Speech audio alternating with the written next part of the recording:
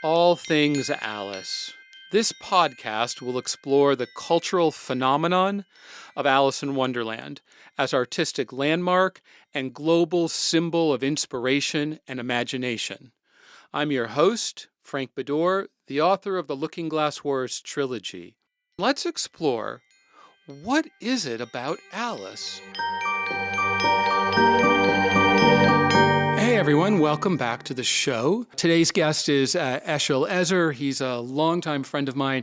He happened to be coming through Los Angeles, so I invited him on the show. He's a photographer, and I'm really interested in talking about the technique of photography as it relates to the movies that we worked on, because he did the poster for There's Something About Mary. He shot Cameron Diaz. He also did the poster for Wicked and did an amazing photo shoot with Julia Stiles. And he has a very unique technique that I really never got to drill down on, so I'm so happy that he's here. He's a dear, dear friend of mine. Please welcome Eshel Ezer. How you doing, my friend? I'm great, Frank. It's great Where to have you be been? Where have you been going? What's great been to see happening? you. Yeah, same. A lot, you know. Life is a beautiful adventure. You just came from Dallas? I flew this morning from Dallas. Yeah, I've been in 4 states in 6 days in business meetings. Yeah. That were fabulous. So I was in LA. I came to visit my son, Liam, who's a great chef, and so we spent time together. Then I flew to Las Vegas for 2 days for meetings. Then to Dallas for some important meetings about some new products and some exciting stuff. Well, Then I went to Arkansas. Arkansas? Wow. I've never been to Arkansas. I've been to Alabama, but not Arkansas. It's kind of close. Yeah. And I drove. I decided not to fly, so I drove from Dallas to Arkansas to Little Rock. It's about an hour and a half in some lake off Little Rock, and spent 2 days there with some dear friends talking about business. Then I went back to Dallas and flew this morning to LA, and tomorrow morning I'm flying back to Tel Aviv. So it's So we are really lucky. He is a hard-charging businessman, but we are going to take a step back. We're going to go down memory lane, and we're going to talk about my friend, the artist, who has collaborated with me on the movies, but then on some very personal projects as well. So let's dive in. I have really strong memories of the Something About Mary job. So when I first went to the marketing department, they were really excited about the movie. There was a lot of pressure to deliver really great marketing materials. And we knew we had to have a photo shoot with Cameron Diaz. And so I put my hand up and I said, hey, I have a photographer I think would be great. And so there was 3 photographers. You were one of them. And then the head of marketing, I said, hey, I really want to get my friend Eshel. I believe he's worked with Cameron. And he said, if you can get Cameron to sign off on it, then she'll do then we can hire him. And you had done a job with her before, which I can't remember what that job was, because she remembered you and she was excited to work with you. Yeah. I don't know how old she was, but she was extremely young. She was a model. I shot her a few times. Okay. And I don't even remember when was the first time that I shot her. Right. For sure, we shot for a hair magazine, a big editorial, and some famous hairdressers, because it was for, I can't remember if it was for Modern Salon or American Salon, one of the 2 big trade magazines in the hair industry. And they always used to do just hair, regular photo shoots. This fashion editor, I guess, had a vision, and we hooked up together. And I told her, if you want us to do that, we're going to do photo shoots together. Let's be creative. Let's try and give another dimension to the, what regular hairdressers are used to. And so we came up with more of a concept and fashion concept story, and somehow connect the hair into a bigger story with more body and action, that the hair is part of a scene. And I think that was the first job that I did with her. Maybe there was something earlier that I don't really Well, you're kind of remember, old, but so. I know I'm old, but I have a good memory. Maybe it was not that as important, and so we came up with a crazy scene, and I wanted to shoot it, and it was one of the old, fancy, beautiful Yeah. hotels from 30s, 40s, and I it was actually not know. I think I occupied, know what hotel you're talking about. I can't remember. with a grand Yes. staircase Yeah. that I think they use that for a lot of photo shoots. maybe David Lynch shot a movie there, and Nicolas Cage is coming down the stairs, and on that staircase, we shot Cameron Diaz. So she was the star model at that editorial, and it came out phenomenal. It's like she was young. I think she was, I don't know, maybe 17, and she came out so beautiful. The hair was great. It was not cheesy or corny, just hairdressing of some, you know, She's some so hairdresser. photogenic. She is remarkably, remarkably photogenic. And I recall that she has, when you see her in real life, there's certain angles that are magnificent, and then there's other angles that sometimes you go, okay, she looks, Yep. like a regular person. Right. But when you take a photograph of her, she's filmed in a movie, she's just stunning. She's professional, and I think it's not just how she looks; it's her energy. Yeah. She brings something with that smile in the eyes, and she was like a free soul, as a Southern Californian girl that got hooked up in this fashion scene when I met her. So we kind of we liked each other. She loved the photos, and I liked the way she was not complaining about anything.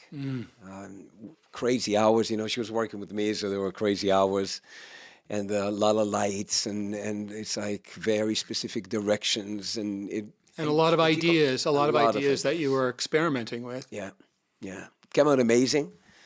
She came to my house. She came to our apartment on Kings Road. Oh, she did.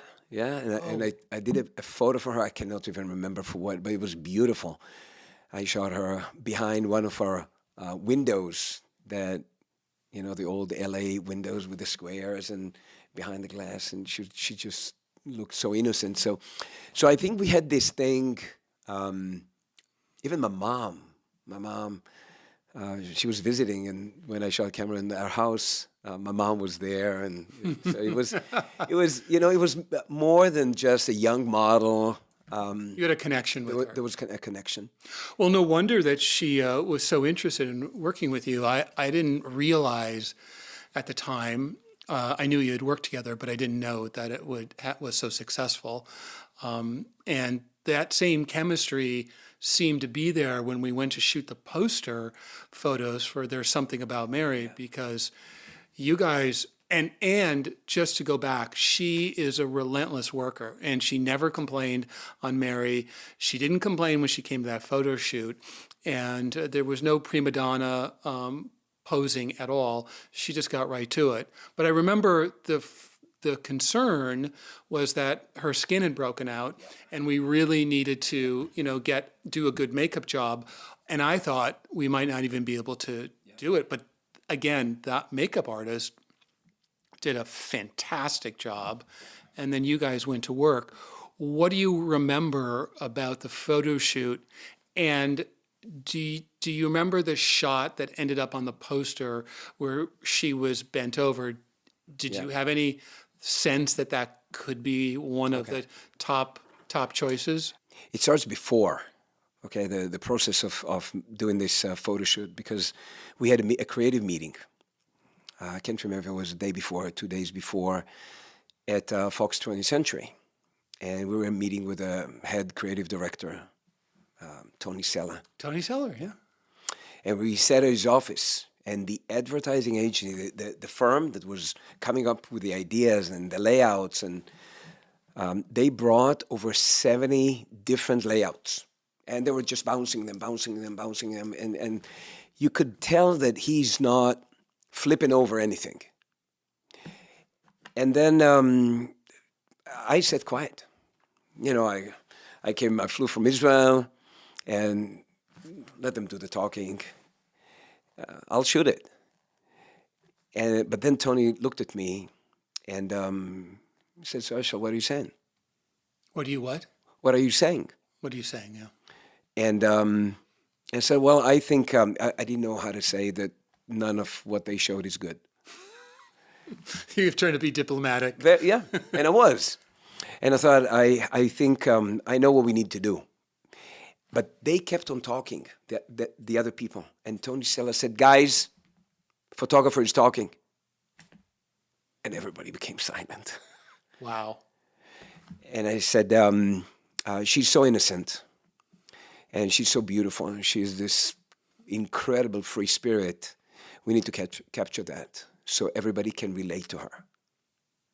And Tony Sella said, meeting is over. Right. He knows what he's doing. That's amazing. We got the studio. And I knew that her skin is broken. Completely different than what it was when she was 16. Right. She was like porcelain. And whatever happened, doesn't matter. Our job is that she's going to be beautiful. Well, what happened is she got older, and the demands of working on a movie, photo shoot after photo shoot, those heavy lights, heavy makeup, and, light, Sure. stress, all these things. All those things. Right. And the makeup artist did a great job. She was in makeup for 3.5 hours. Which was killing our timeline. Killing her time. She had, with a brush, to go into her skin, spot after spot. We gave her the time, but she finished all the time. Then they did 1.5 hours on styling. They brought, I think, the entire Fred Siegel. There was a whole room. I remember. You were panicking, though, because you thought you weren't going to have enough time to. We didn't have enough time. I know. And her manager said, guys, that's it. She has to go. You have half an hour. And I said, let's stop it. I cannot shoot it. We spent 5 hours on prepping. It's super important. Hair, makeup, styling. But now I need that equivalent amount of time to shoot it. Tony Sella arrived. And they went negotiating now with the manager. It's like, how much time, Cameron? And Cameron was unbelievable. She wanted, let's have fun and let's get the best out of this day. I don't want to leave, so don't tell me to leave. So her attitude was in our favor. Yeah. To get the best shot done and not, let's go. That is so how she rolls. Yeah. And just before we started, now technically I knew that I'm going to have a problem. I knew that it's before digital, so everything was on Polaroids. And I knew that I have to get the first Polaroid that is going to be beautiful. Because if the first Polaroid is going to be horrible, she will lose it. Because after so many hours in doing it, and she knew her limitations, it kills your confidence. And then she needs to send, and she was an actress by then. She's not a model anymore. So we built a crazy set of light. I'll never forget it. We had so many lights just to make, it had to be smooth, but with a contrast at the same time. So it's not going to be boring flat. Right. So the photo will have some depth. And I did the first Polaroid, and it was amazing, but not for me. So it was amazing enough for her to say, wow, let's shoot it, it's beautiful. But for me, it was not. And I knew that I have to work on it, because when you put so much makeup on, and then you put the lights. So it wasn't perfect. No, it was not. When you put so much makeup on, you need to, I knew that with the lights, I'm going to see the difference between her skin color on her neck and her face. So it was a little bit more, not changing makeup, little touch-ups. So I got the makeup artist to do some touch-ups. So I'm not going to see like she has a mask on her face. And then to work with the lights, that everything is going to be nice and smooth. And then Tony Sella said, Eshel. And he stood close to my face, like face to face, like an inch away. And he said, Eshel, one thing. I said, what, Tony? And he said, make all America love her.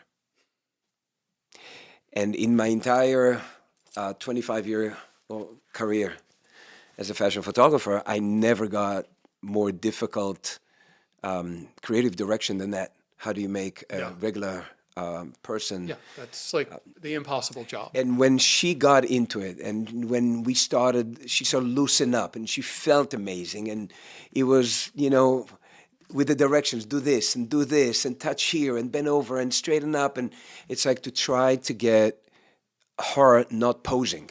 Yeah, the So to do things, physicality was letting her the freedom. we used the wind machine just to have the hair blowing a little bit. And it's like you nowadays with digital Touch-ups. you can do it right away. You go to the computer and say, we have the shot.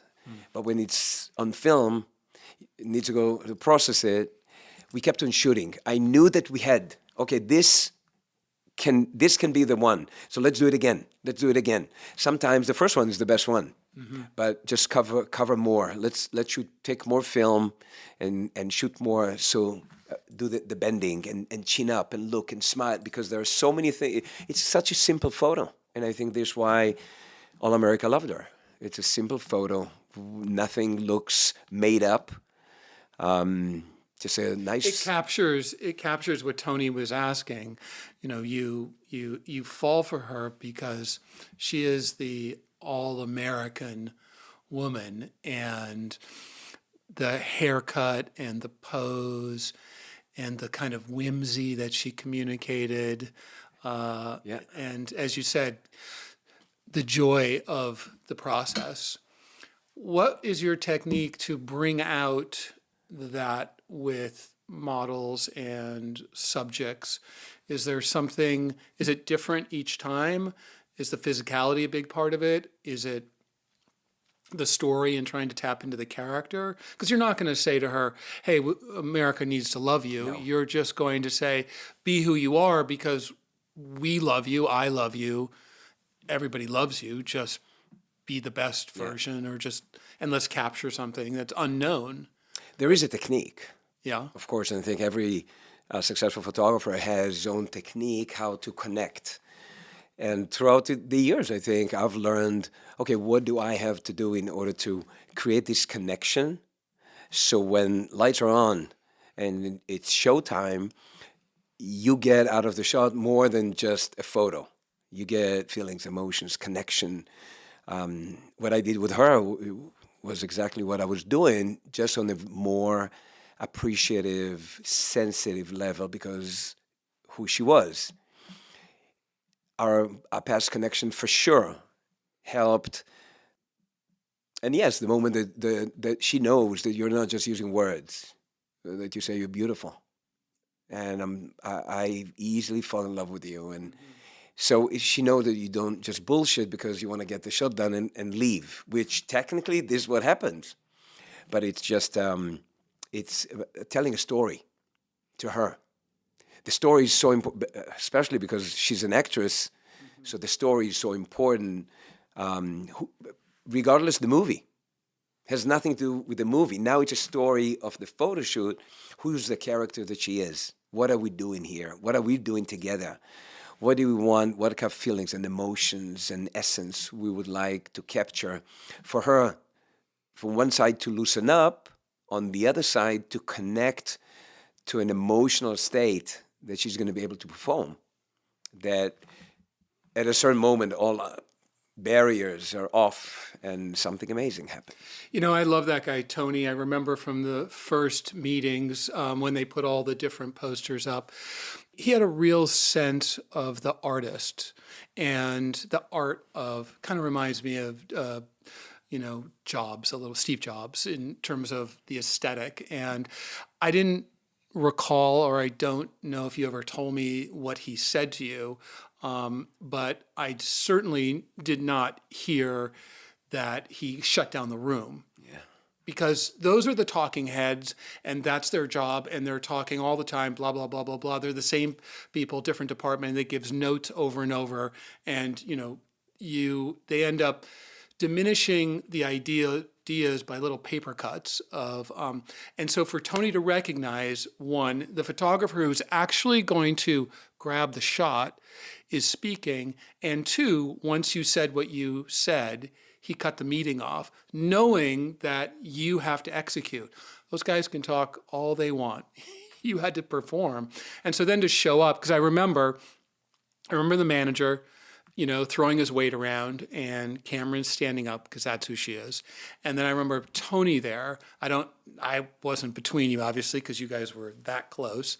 But it was a very stressful, very stressful shoot because there was a lot at stake on the one hand because we knew it was a successful movie and we were rushing to come out in the summer when we were supposed to come out in the fall. So there was a timeline. Yeah.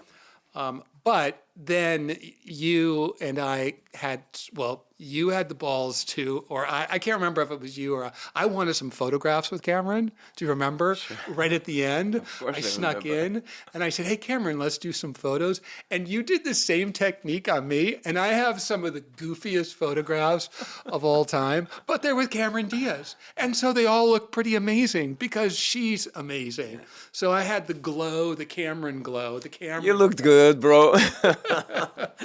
I printed out some that were like, I had at least a decent expression, but in looking back at some of the stuff we did, I found some like going, oh, no wonder I never printed that.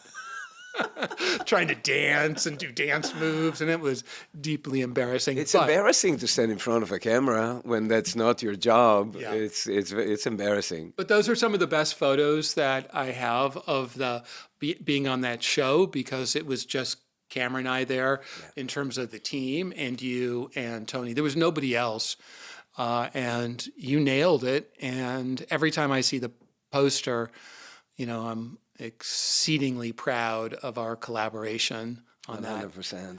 I had for years. I had this this poster, the real size, hanged in my studio in Tel Aviv, and right. Everybody thought that I'm so in love with the movie, and this is why I have the poster on the wall. And it's like, why do you have this? What do you mean, why? Like, I shot it. Thing.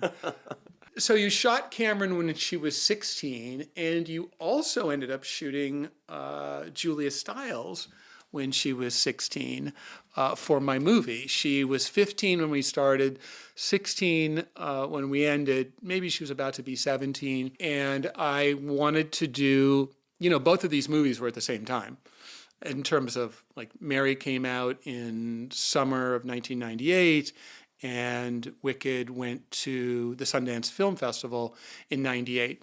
And what I discovered on the movie was that I thought Julia Stiles was a movie star in the making, and she was remarkable in the film, and she was very photogenic. And I told her that I was going to pretend like she was already a movie star and put her solely on the poster in the same way that I did with Cameron Diaz, or we all did with Cameron Diaz. And but I needed some really great photos. So you and I went to work on that. Let's talk a little bit about that shoot, because I brought, this is obviously audio, and for anybody listening, I brought some photos to show Eshel to talk about from this photo shoot, and we can include some of them in the, what happens is we'll do a blog about this, and so people can look at the blog and see the photos, since this is not a visual medium. Yeah. But here's what we have.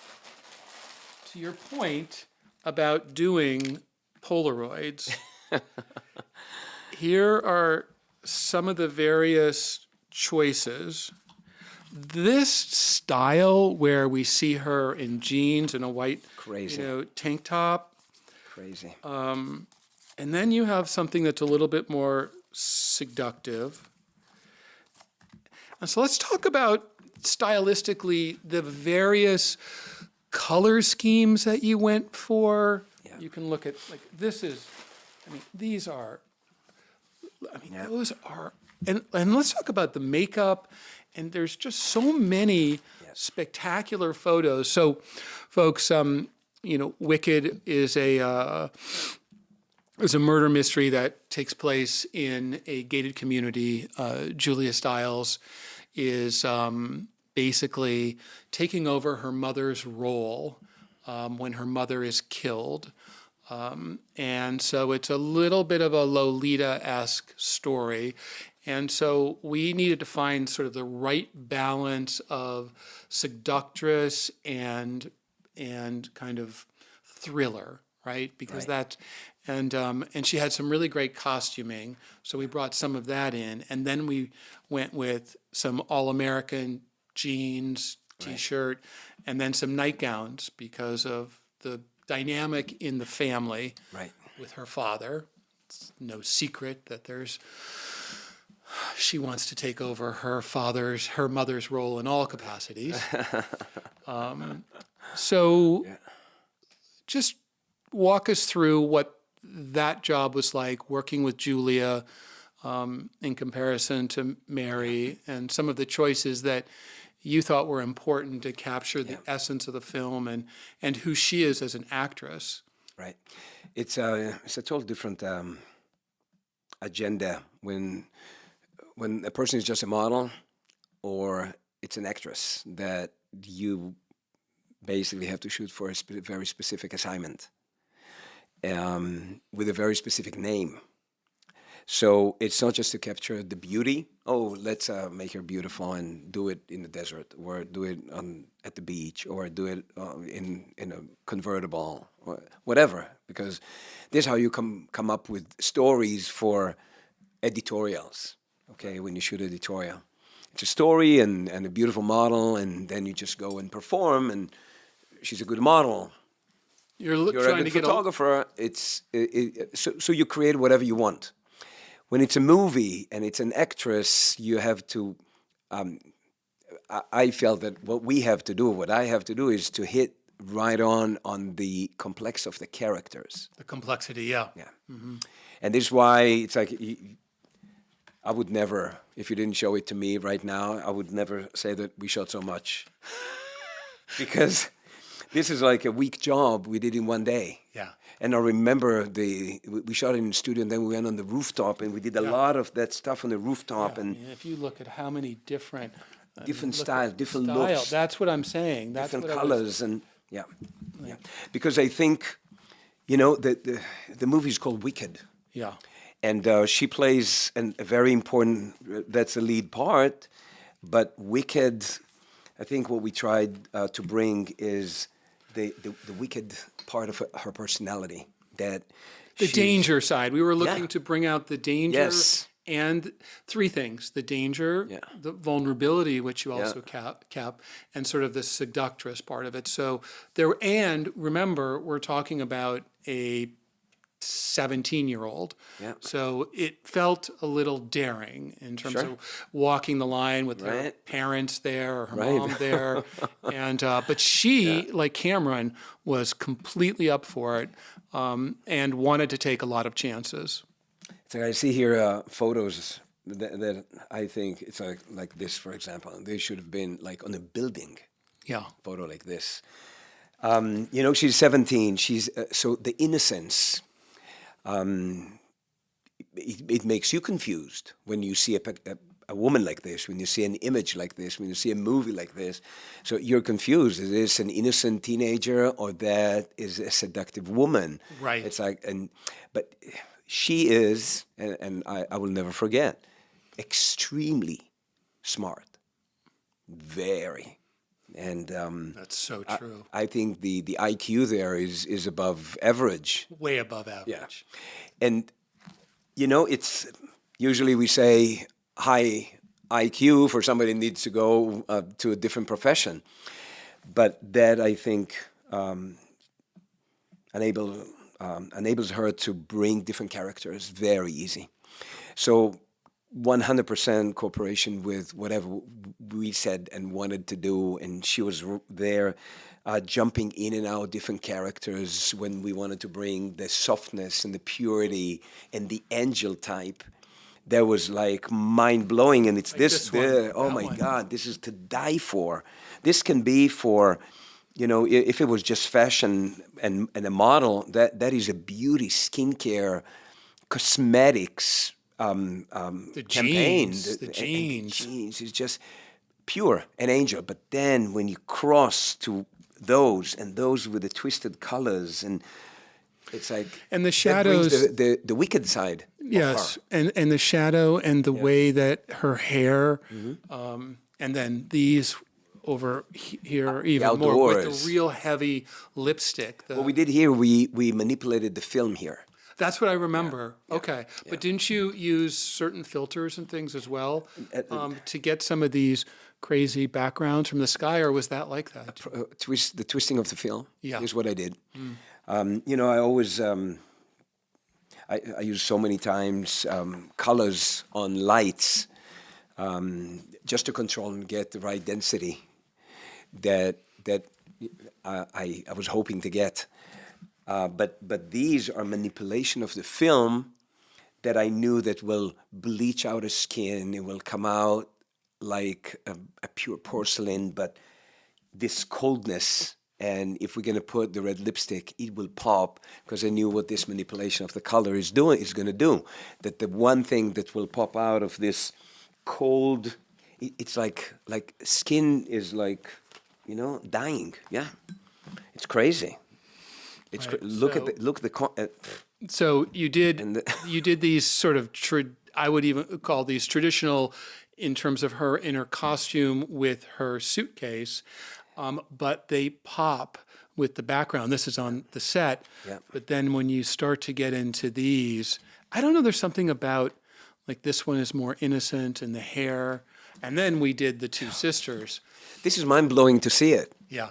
This is not a week job. This is a month. That's why year. that's why I'm showing it to This you. is crazy. And there's even more. I mean, This is crazy. well, wait, what? And then look at, and then you did the guys, but then there's all of these. All these slides. And explain to me why the film is so different. Why is this film different than those? What is the difference in technique, and what effect were you trying to? First of all, there is a format difference. So when you blow up a certain format, it will hold the grain. Okay, in film, you speak about grain. Yeah. In digital, you don't have grain. You want grain, you need to create it.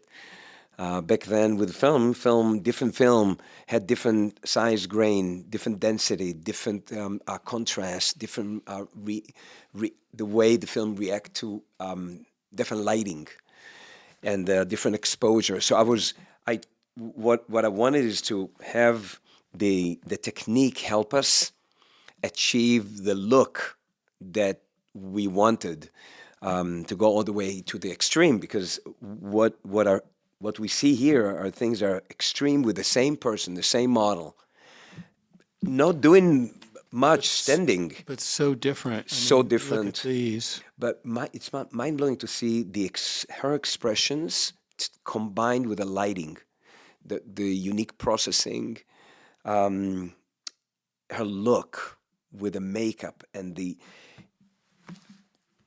changes so much that I really think it's mind blowing to see it, because you look at the photos and you see the complexity of the character, that she has so many different sides. It's wicked. It is. It is. It's like, I'm not sure I would like to live with a wicked woman like this, but it sure does a great job on. And one of the things that I've always been struck by these photographs, and a lot of these photographs have never seen the light of day. Never. We did find a great photo for the poster, and the poster that we brought to Sundance, but some of these I'm just now starting to release and starting to use. Crazy. Because they're so stunning. So Look how shiny the hair is, and this is part of the process. That the way we process the film brings out the contrast in the most exquisite way. It's funny. It was great to think that we did it with no Photoshop. right, no Photoshop. Yeah. But Those were the old days. yeah, but now it's the new days. What's really great about this conversation is that your passion for the work and the idea of creating something fresh, creating something new, that was ever present when we worked together. And now it's many, many years later, and you have a different career. Yeah. But I can feel the passion that you have inside for the work and doing quality work and the artistry. It really comes down to this is your art. And as you know, we met years and years ago. We bonded Many years ago. We bonded over scuba diving, and Cozumel. in Cozumel, and then I think I asked you to shoot a poster for a play that I did, Bird Bath. Bird Bath. And remember that play? That we went up in that upstairs, I don't know, building loft somewhere. Some loft in downtown LA. Brought those purples and those green colors, and I was super nervous and really bad, and I had to have a few drinks to relax, and then we really got into it. We got into it. And it took a while, but once we got into it, and then those images were very arresting, and those were on the poster as well, and so from then on, But it was also on. We met on Bird Bath. Okay. Yeah. This is where that we was the met. first thing that we did. Yeah. And I think it was for me, and I remember in conversations to understand the play, what it's about, what we like to capture. So the poster will show what just the actors. No, it's boring. Do we want to try and bring something from the feeling of the play and again, the technique that we used with overtime exposures and the transparency, it was a one shot. Nobody does these things anymore. It's like you take Photoshop and bang, bang, but it was incredible to create it. And I think one of the things that we did technically, we had to bring lights from the outside, and we were on this second or third floor in this building in downtown. So we didn't have not the budget, not cranes with lights. We had nothing. It was just as usual. As usual, yes. But I really think we were never prima donnas, never. And creative people do creative things. Yeah. Let me see and if I can... we had to bring lights from the windows at night. Yeah, and we pulled these stands, and we extended the stands, and we tied them to things inside the apartment. So you could put the lights up. Yes, we just drove the lights from the inside of that loft, and we tied them with ropes so it's not going to fall on somebody on the street. Somebody. This is how we got the lights. That red. Where did that red and that purple? How did you make that happen? How does one do that? Because, folks, we're looking at the poster for Bird Bath. Because there was a long time exposure, and she was there when we popped the flash on her, so we captured her image, and then she stepped out. Wow. And you sat there, and we kept the camera still exposing, but she was gone. So now when her figure is not there, you see the windows and whatever is behind her, you see through her. So the final image is a transparent figure. But everything has to be planned. It has to be planned. It's not and that really captures the essence of the play, which was, two characters. One, she was trying to find a personality, and she was a bit flighty, and they get pulled apart. Yeah. And so crazy, and here in this photo, you see that the red light that is coming, and it's coming from the outside. So from the window down here, we brought the light just hanging in the air on the third floor, tying it with ropes so it's not going to fall, and that's flash. Everything we were doing was illegal on some level. Totally I remember illegal. that. Sneaking into the building, putting up lights. Yes, sir. Not asking permission. No permission. We'll just apologize later. Yeah, let's do it. Get it done. Beautiful. So, and then you probably remember, I'm showing you the art from your art show that I helped organize. Oh my because God. I was such a fan Oh my God. of all of your art. But let's talk about this art because you had Tony Scott and Ridley Scott. Yeah. But Tony Scott was the first one to buy your art, and he came over to my apartment, Your house. my house. It was your Yeah, house it on was my house. Poinsettia, right? Poinsettia, and I had it hanging, and he wanted to check out. Yeah. Tell me that story. Oh, I think that was crazy. First of all, it's a project that I started during my second year in school, in the art school, back in Israel. I tried. We got some assignment to shoot something in motion. Okay, different assignments that they give to students in second year, so they're not yet developed, and so they give this. Take a photo in motion, but then you have to bring your creativity. So I took my brother and we went to the beach in the Mediterranean, and just after sunset, and I asked him to just do something. And I used a strobe, a flash, and I was holding the camera, and then he did something with the water in his background and the sun behind him. But again, the manipulation of the colors of the film created magic. And that was amazing. It was stunning. And then I hung it at the final exam and the exhibition, the end of the second year in school. Then I left Israel and I went to New York to complete my studies. But before I completed my studies at the School of Visual Arts, I completed my money. So I had nothing. This is how I moved to LA and started my career here. But I kept on shooting this project. And one of the things that my teacher in school, she said, "This is beautiful. Try to see if you can get closer." This is what she said. And I kept on thinking, what does it mean to get closer? It's like he's in the water, I'm with a camera. It's not an underwater shoot. It's like, well, what does it mean to get closer? How am I going to get closer? And then it just kind of, became a memory. But then the next time we shot it, because it was a project that I wanted to keep on progressing. Developing. Yes, it meant something to me. Okay, it was a man's body coming out of the water. Okay, that was when I thought about it. I thought this is what I want to Emerging out of the water. That man's creation is from water. The ocean is my forever love. sort of a birthing of sorts, yeah. right?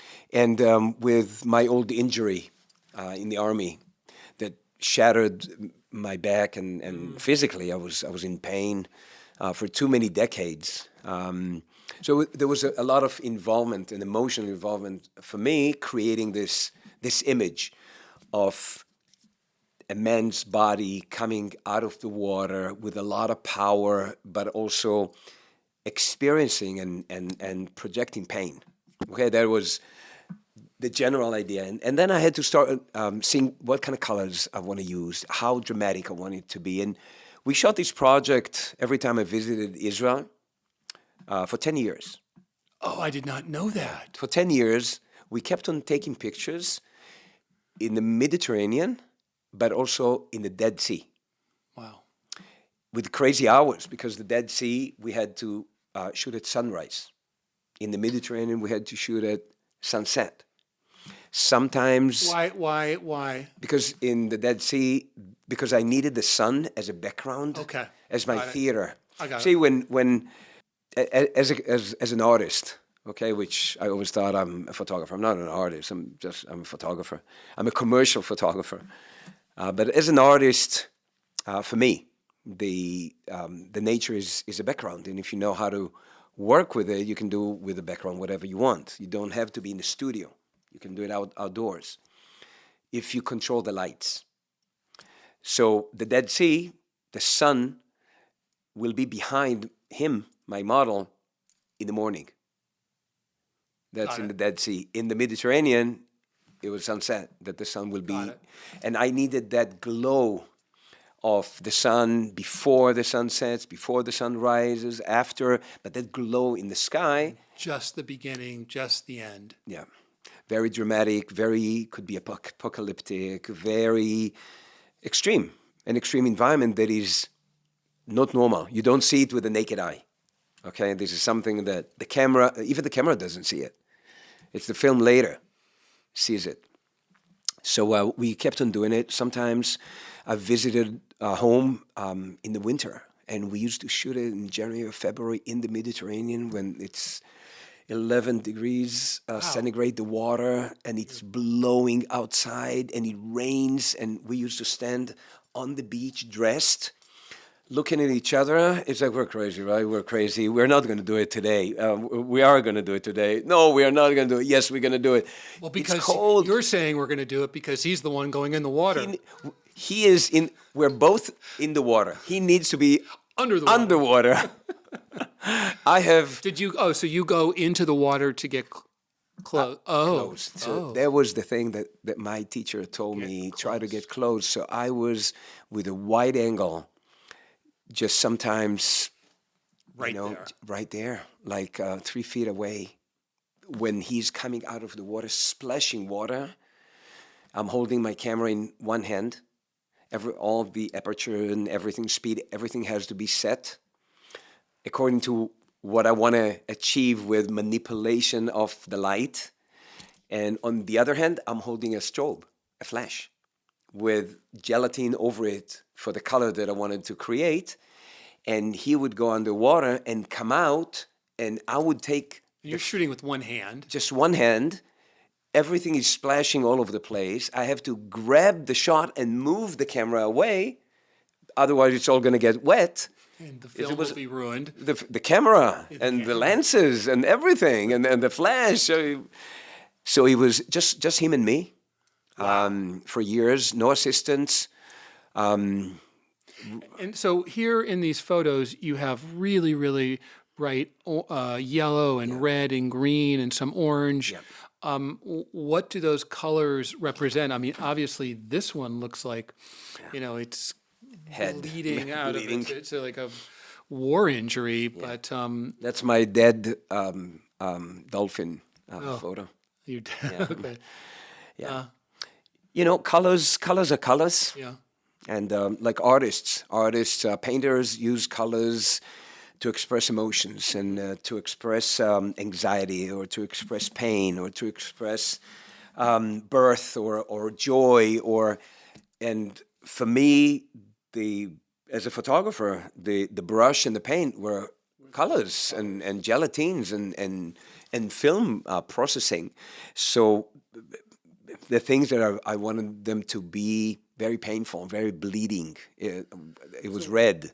What was Tony Scott's interest? That was, yeah. And how did that happen? That was crazy because I think you and I were talking, and I can't remember how we started speaking about it, but the essence of the conversation was because you're artistic and you're creative and you're crazy, doing things, entrepreneur completely with everything, the way you think and the way you see the future and your ability to connect to different areas.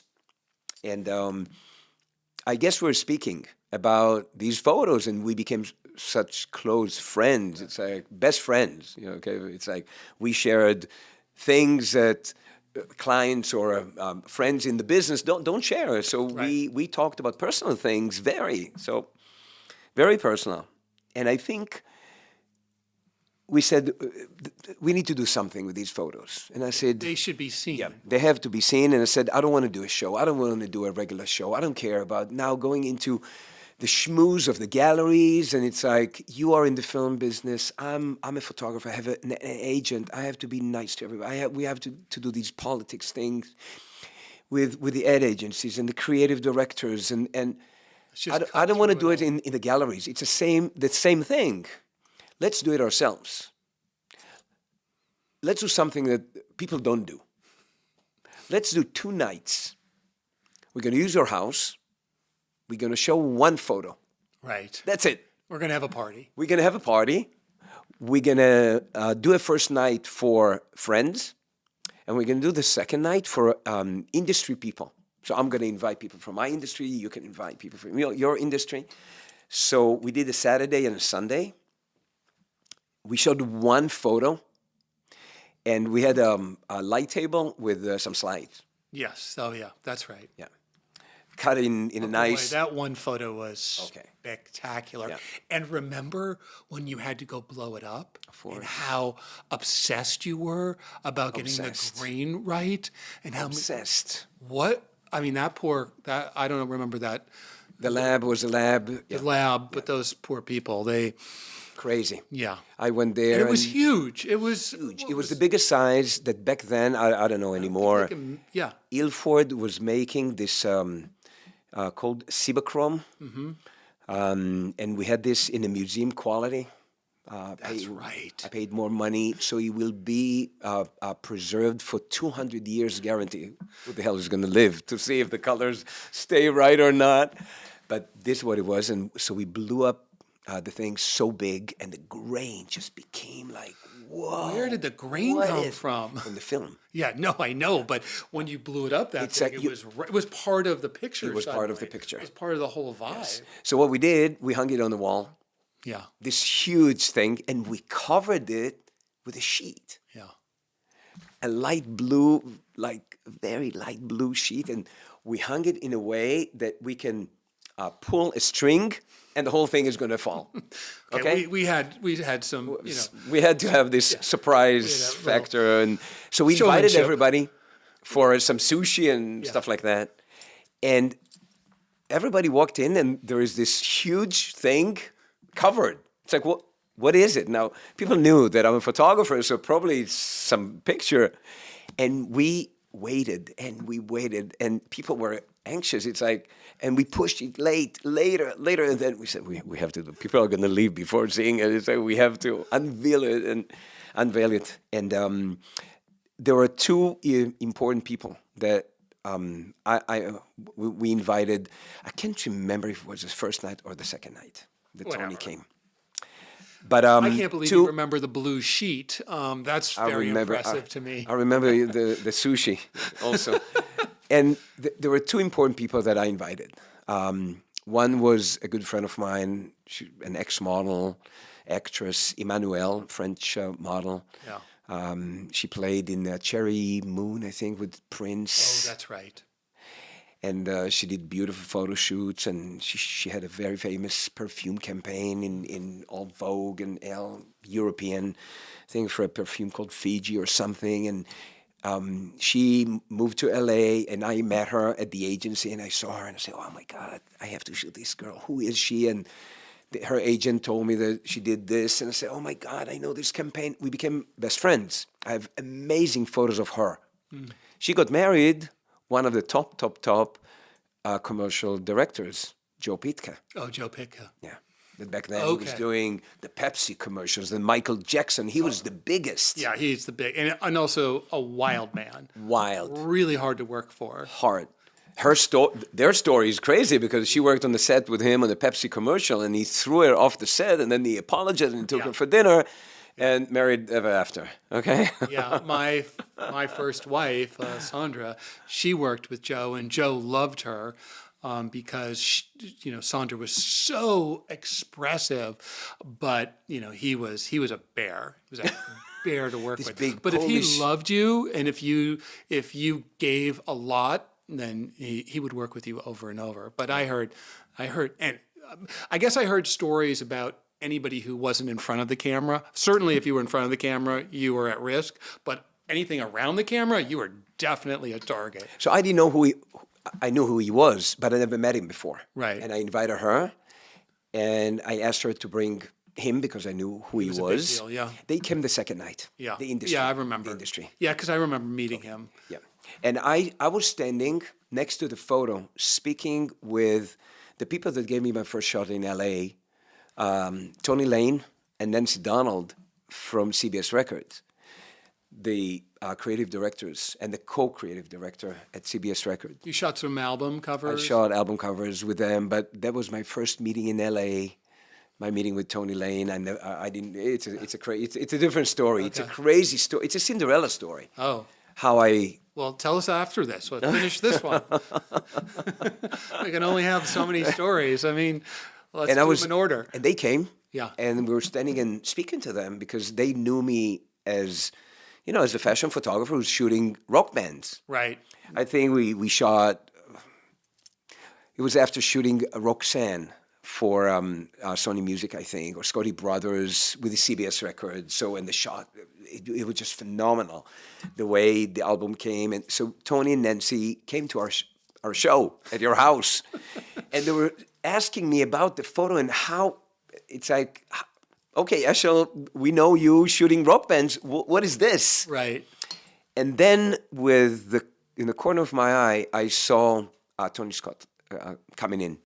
So Tony was a friend because I shot his ex-girlfriend, Tanya, and he loved the photos. She was this tall European with, carré black hair, and she was strong. And I shot her crazy photos for some editorial, and she brought the photos home, and Tony saw them, and he said, I have to meet this photographer. What is this unbelievable creative eye? And so Tony and I became friends, and I invited him and Tanya to come to our opening.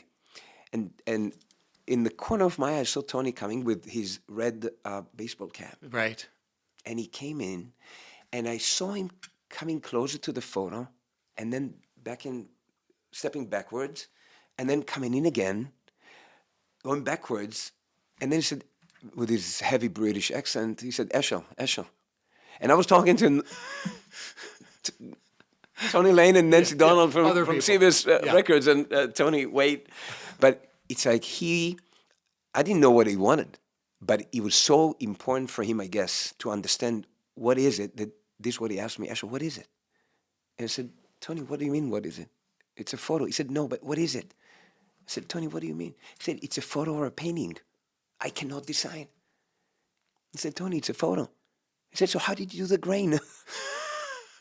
Because this is why he went in and out to see the little parts, how the film was breaking when we blew it up so big. And I shot it on a high, extreme grain 35 millimeter film. So when we blew it that big, it became like a painting. Yeah, transformed. And so Tony said, I want to speak with you. And when our show was over, Tony asked me, so what do you need?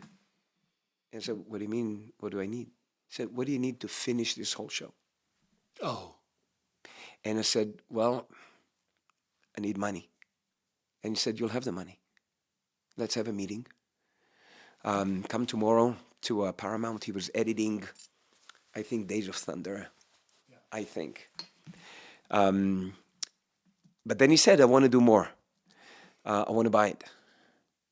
I said, what do you mean you want to buy it? You can't. He said, I want to buy it. I said, you can't. It's Frank's photo.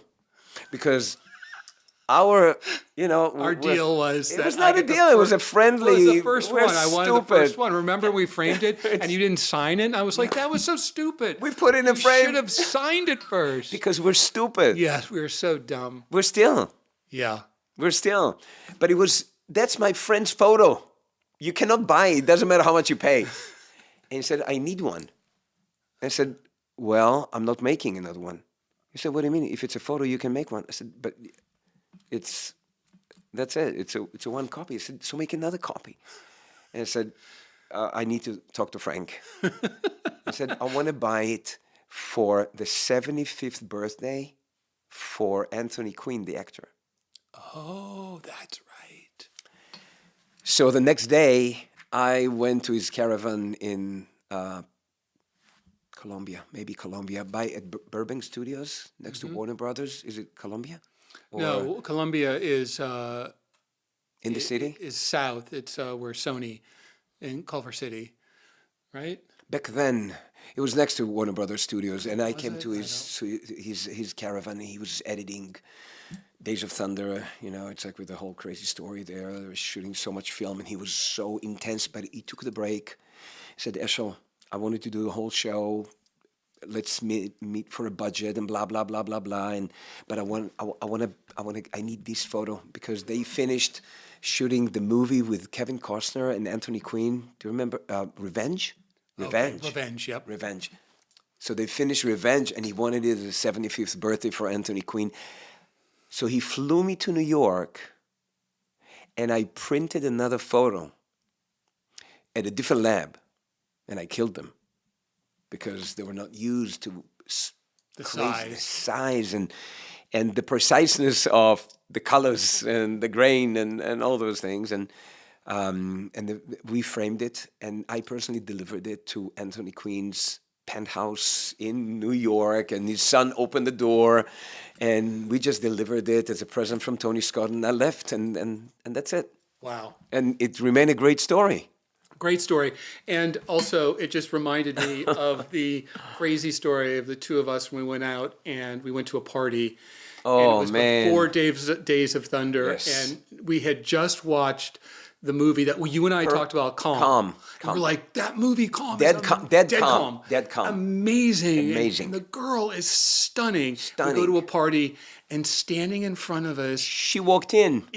she walks in. She Okay. walks in with a girlfriend.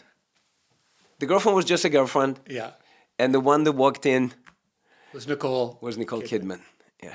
And we both Crazy. went, We dropped. yeah, our jaws. Our jaws just. And then We became friends. I had to go talk to her. Remember how nervous I was? Of course you were nervous. I was so nervous, and I started screwing that up. Luckily, you were there, and you were talking like calm, like, yeah, we saw the movie and things like that. And she was so impressed that we was loved the movie. so into it. Because she was her first trip to America. First trip. She was Australian. First trip. And she was stunning, and she was engaging, and she was sweet. And I just... Next door neighbor. Yeah, it was a kind of a Cameron Diaz vibe. Wow, beautiful. And remember, She was wearing this skirt and her legs and the white skin. It's like deeply attractive. deeply. And somehow I got her phone number. I know. And Because, and yeah. I said we should go get coffee. Yeah. And she goes, yeah, sure, I would like to. I'm like, you would? Because, She was, it was. for us, she was the star of Dead Calm. For her, we were the Hollywood people that she had no clue how to get around in Hollywood. Yeah, I'm not sure. She seemed very, She was capable. nervous. She was nervous. But I met her again, maybe a year later. Or Oh, 2 you years did? Later. Yes, I shot this little commercial in Miami, a flea market in Miami. And we were just 3 guys from LA. We flew to Miami and we shot this commercial. Then we drove up the coast to Daytona, where Tony Scott was shooting Days of Thunder. So it was that weekend that they did the Daytona 500 scene. So it was that weekend. Wow. We drove to the house. We came to the set, and Nicole and I had lunch together on the set. We sat next to each other. Tom was there, Hey, Tom, how you doing? Yeah, by the That's way. Eshel. This is By the way, I called her, I talked to her 2 or 3 times trying to set up, when we could get together, because she had a hard out. She was leaving on a Friday and it had been a Saturday. And I'm like, okay, let's try and, figure out when we can do it. And she goes, oh, I'm sorry, I'm not going to be able to get together with you. I'm doing this movie, Days of Thunder, and I'm flying down and Tom Cruise is in it. And as soon as she said Tom Cruise, I went, that's it. Tom Cruise is over. going to fall in love with her. Of course. Absolutely 100% guaranteed he will fall in love with her. and he did. That was an easy prediction. That's like the easiest prediction I've ever made. Yeah. On the set, Tom had a flu or something, and then a few days later, Nicole had the flu, and everybody knew that they were dating. Oh, that's funny. Okay, all right. These are insights from Tony Scott and his second assistant director, Scott Metcalf. You also do really beautiful black and whites. Oh my God, I would never remember this. This is great. You look amazing. Look at you. And look at you. I think I might have taken God. that photograph. Remember, you came to Minnesota and you did Wow. all of these sort of Yes. just natural, Wow. and that's one of my I've favorites. never seen these. Oh my God. Right there with Sandra. So I'm showing all these photos from a very, very long time ago that we took together. Awesome. That is, I told you it was going to be a stroll down memory lane, but I use filters here. You've used filters here. Yeah. There's I use the red filter here to get these clouds pop like crazy. yeah. So it makes the blue skies extremely dark, and then the contrast with the white clouds is just unbelievable, and it just enhances the contrast on the skin. And look at you, you look amazing, bro. Gorgeous. That's what Gorgeous. 20-year-old skin looks like. So I mean, it's too bad that this is just a podcast, but really we'll post a bunch of your photos. Oh, and one last one before we end this is The photo that we did with your family was crazy. Oh man, no, you're kidding me. how now talk about colors. Wow. So we did a photograph. Eshel came to Minneapolis so he could shoot a photo with my two brothers, Steve and David, and my sister Michelle. And we wanted to have a photo as a gift for my parents for their Wow. 50th anniversary. I might be getting that wrong, but it was No, it was their 50th. 50th, And he right? gave it as a present during some dinner. Yeah, Yeah. that's right. And Yeah, we flew together to Minnesota to shoot it. and it was I had to dig through your siblings, yes. through the characters, to understand who's what, where is the complexity Yeah. of the four brothers and sister, and there is a reason why each one of you is doing what we're you're doing, yeah. Yes, and there is a reason why she's on a sofa like the princess in the front, so beautiful. We worked, and we use this technique again to make her. You can see that it has the technique it has the same of technique, Julia. yeah, Yes, of Julia, yeah. So her skin. And of Bird Bath and all of the work. True. Completely different than what you did with There's Something About Mary, but Completely nevertheless, it's a style and a technique that you use through your career. And it was important to bring out the personality. Yeah. Okay. And I remember the conversations with each one of you. You look like a Hollywood producer. I still have that jacket. I wore it 2 days ago. It's crazy. Looks good. There is a reason why he's jumping in the air. We had one that I think the one that you blew up big was the one that his legs are spread out and he looks like X-Wing, Star Wars X-Wing in the air. Oh, okay. And the skies are brighter and you can see the branches. Oh, yeah, I think that's true. And we did with this brother, we did some with the helmet on. Yes, but my Yeah. mother would have lost Of her. course. But we did. She barely could accept that three of us were not smiling. At least Michelle was smiling. My mom hated photographs where the kids weren't. Of course, weren't because she's smiling. mom. And David was feeling a little. Well, no one can really see my face, but to your point, it does capture an essence. He wanted to be like Frank, Yeah. world champion. Yeah. So. There was a very, very unique, exhausting job to understand the characters and Well, you have to deal with somebody else's family. Can you imagine? And they're all not the sensitivity. Sure. Yeah, they're not sure how they're all going to turn out. It was a great experience, and we always, everything we did was with a lot of fun. You're no longer shooting photography. I'm really struck by the level of professionalism and passion and artistry, as if we just did this 2 weeks ago. Yeah, true. Does it just come back in that waves? I mean, obviously you're looking at photos you've forgotten about, but the articulation that you're expressing in terms of, the technique and the love of it. It's not just that it has been. But let's say it this way: it has been a major part of my life for 25 years. Right. But the fact that it has been, doesn't mean that It's diminished not in any sustain. way. Yeah. So it didn't fade. It faded as a profession. I didn't want to do it anymore. Right. I got tired of doing it, and I just didn't see. At some point, I didn't see the purpose anymore. And also, it was taking a big physical toll on you. Crazy physical toll, a big toll on the family. And there wasn't you weren't getting that kind of passive income, building. No. It was a job based. If you didn't have a job, you didn't pay rent or the mortgage. And that's So it got to me that I Yes. will have to take pictures for the rest of my life Right. if I want to make a living, and it was I felt enough is enough.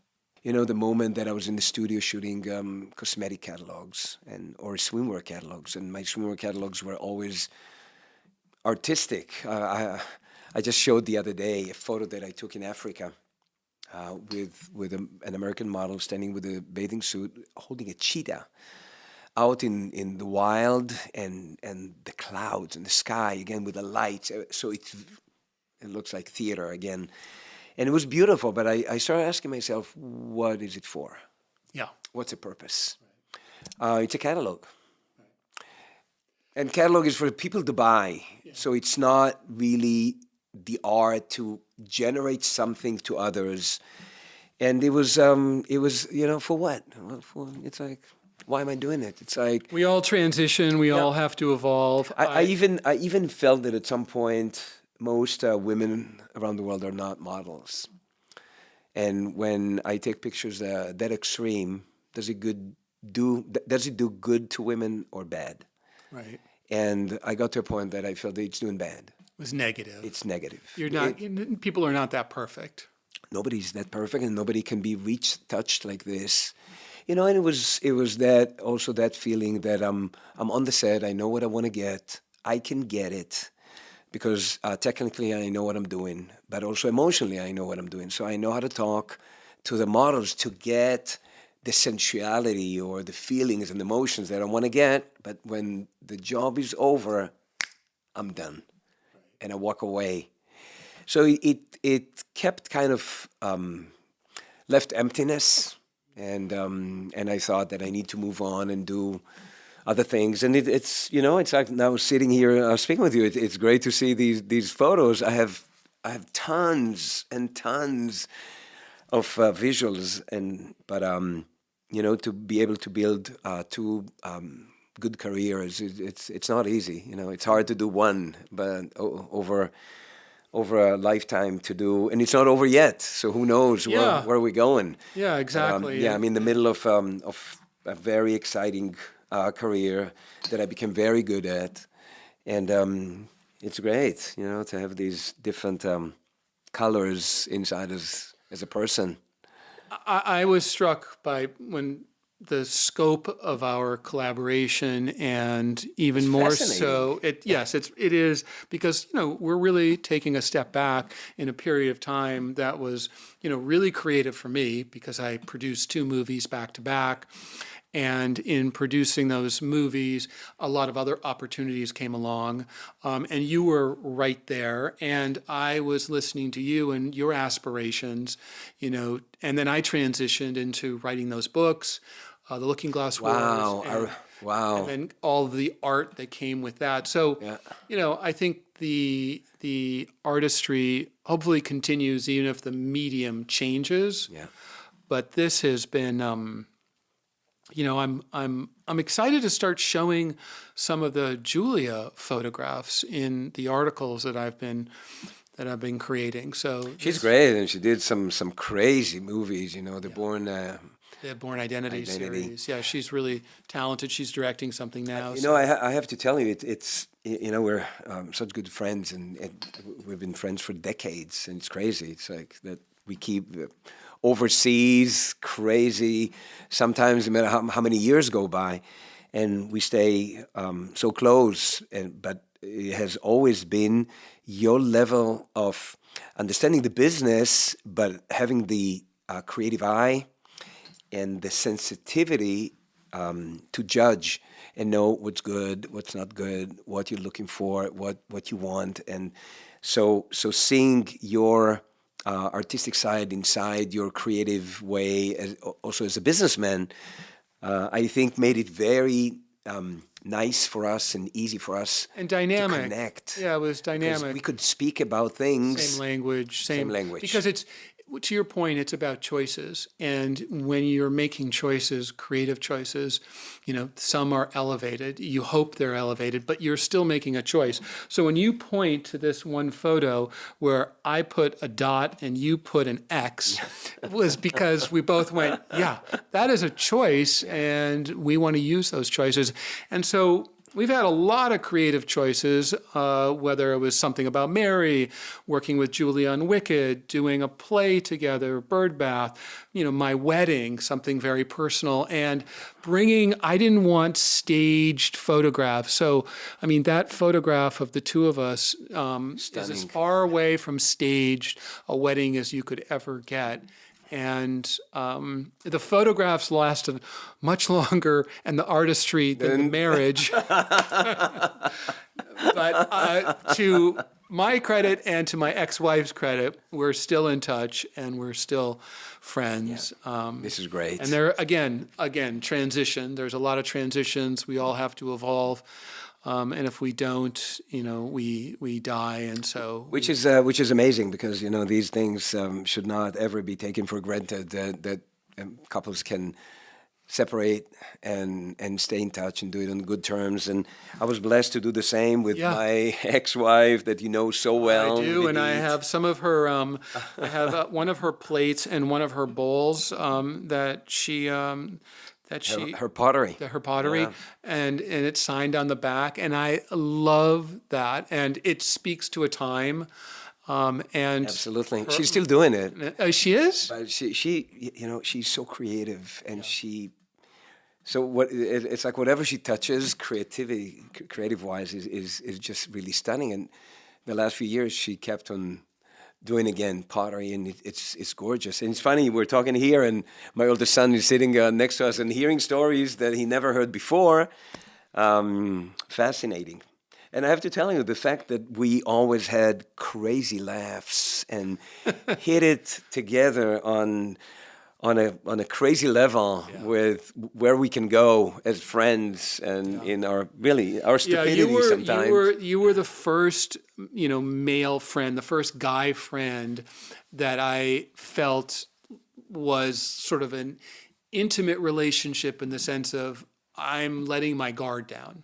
Unbelievable. And I think that is where the artistry comes from as well, is the ability and the vulnerability, being vulnerable to making choices, some good, some bad. And we did that for very many years. And so, to your point, coming back here, having this conversation is as if it was crazy, days ago. So I really think that our connection is made possible for us to really dive deep in and be with each other. Yeah, and trust each other and what we're saying, and take it to heart. And seeing you doing your books, and Alice, and it's like, it was mind blowing. Me reading the first book, the Looking Glass Wars, and it's like me being it's like, oh my God. I was like, oh my God, Frank, this is crazy. You took this story and you made it incredible. I never liked the fairy tale, Alice. And, yes, you were very, very kind to me. It was and then sitting at your office of Wilshire and seeing the art of the header and all those things and the cards, and it was mind blowing. Yeah, I think the level of you doing projects is unbelievable. Cool. Well, thank you for that. It's been a real joy to connect with you. I know you've been traveling around the world, and I've been in 4 states in 6 days. You've been in the U.S., but you've also traveled everywhere. I travel everywhere. And so thank you for spending some time with us and sharing your stories and creativity. And my pleasure. So it was always good to see you. What a great idea, my friend. Yeah. What a great idea. It was a blast.